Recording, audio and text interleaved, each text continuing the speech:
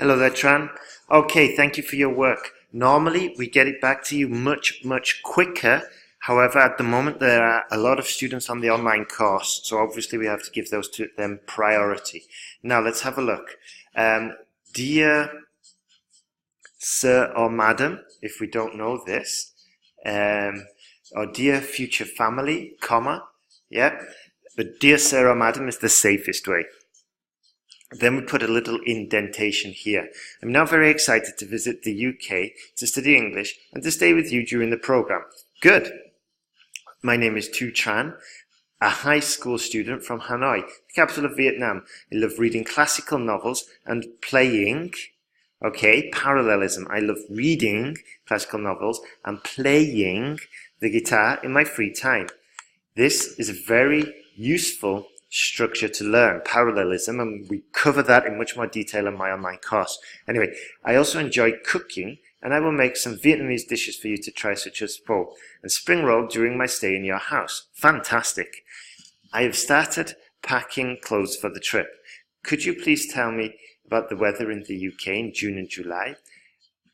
Also, comma, is it easy to get around the city?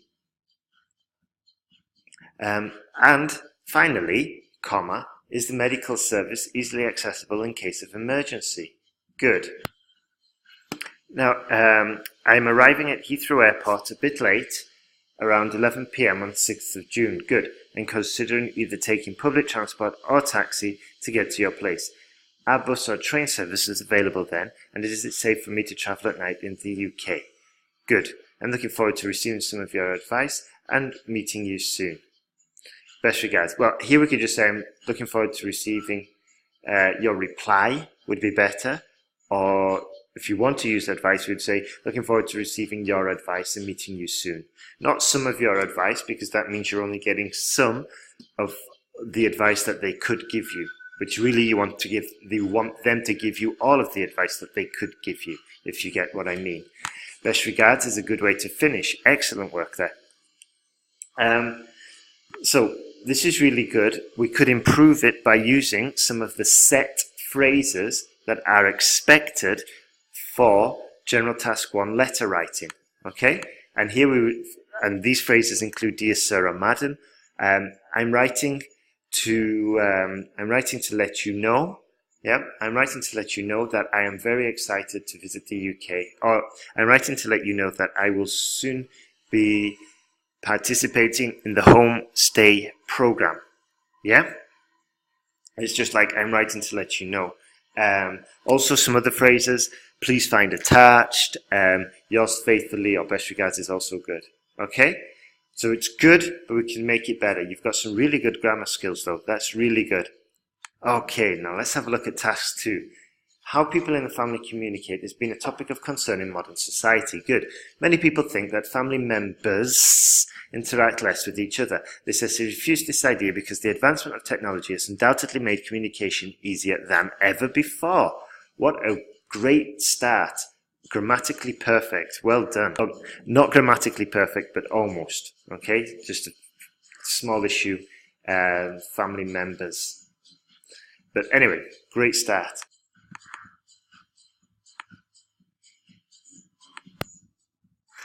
All right, so good work here. Almost perfect, like I said. Let's have a look at your body paragraph. To begin with, the transformation of telecommunication has made members in the family keep in touch with one another simpler. No, it'd be easier if you said, well, not easier, but you could simplify it by saying, to begin with, the transformation of the telecommunications sector has simplified keeping in touch with one another. Okay? It's just a little bit easier to digest like that.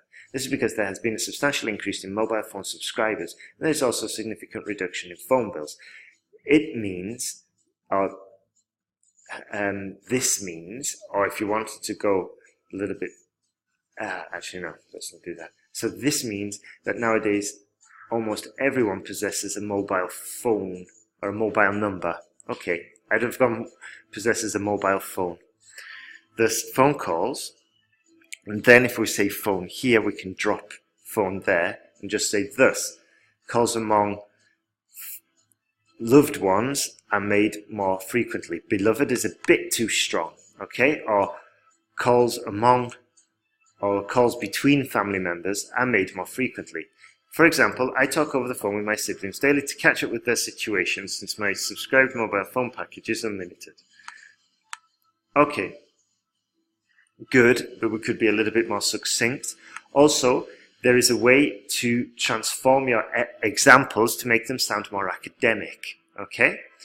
Therefore, the popularity of mobile phones and the lower price for each user has made communication between family members more frequent and facile. I wouldn't have said facile, it was just more frequent and easier, okay? Good, very good structure of your body paragraph. Excellent. We could improve it by improving the examples, and there's also some more structures which the essay corrector or myself could give you while we're correcting your essay. That's the value of getting feedback, okay?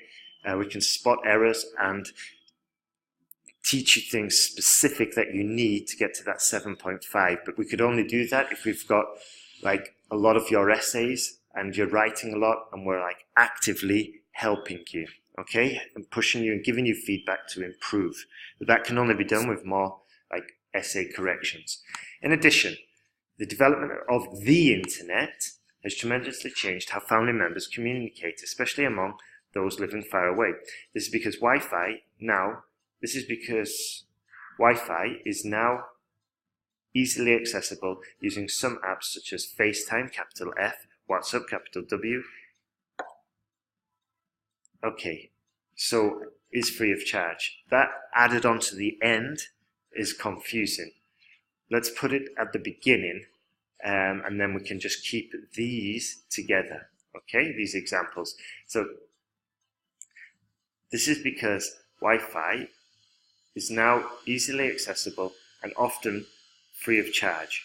Or we could even say this is because Wi-Fi is now easily accessible using free of charge apps such as FaceTime and WhatsApp. So free of charge applies to apps, so put it there where it applies, okay?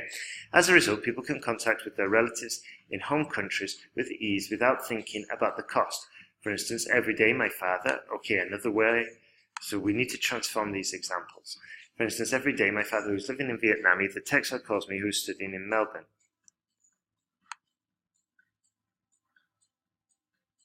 Okay, so that you need to change. Who's studying in Melbourne? Just ask if my nuclear family is fine.